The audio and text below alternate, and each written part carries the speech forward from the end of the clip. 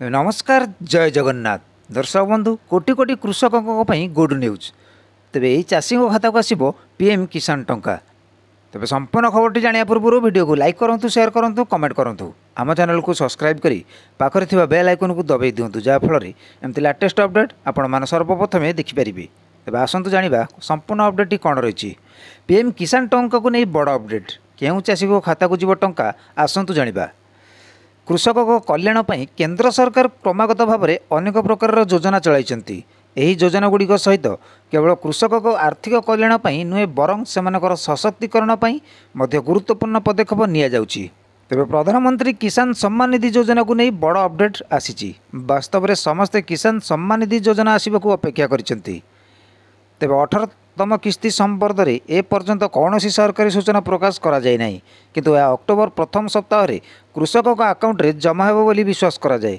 यह अधीन में किस्ती भाव में कृषकों आकाउंट को 2000 टंका प्रदान करा जिवो। तो केंद्र सरकार एपर्यंत किसान सम्मान निधि योजना अधीन 17टी किस्ती रिलीज करछंती।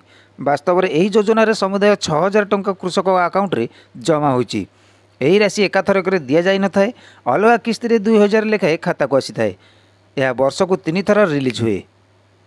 जदि आपण मध्य जने कृषक एवं किसान सम्मान निधि अधीन 18तम किस्ती ने चाहूँगी तेज आपन को KYC करने को पड़ो। जदि आपणकर KYC होना तेज आप योजना अधीन लाभ पाइपर ना तेज KYC कार्य करने को कृषक मानक यार ऑफिशियल वेबसाइट को जीवाक पड़ो एवं एठार से विकल्प चयन करेंगे एवं आवश्यक डॉक्यूमेंट दाखल कर KYC प्रक्रिया संपूर्ण करेंगे। आपण को कहवा जे KYC आधार सहित लिंक करने आवश्यक जदि यह न हुई कृषक मैंने अयोग्य विभजित हो पारती।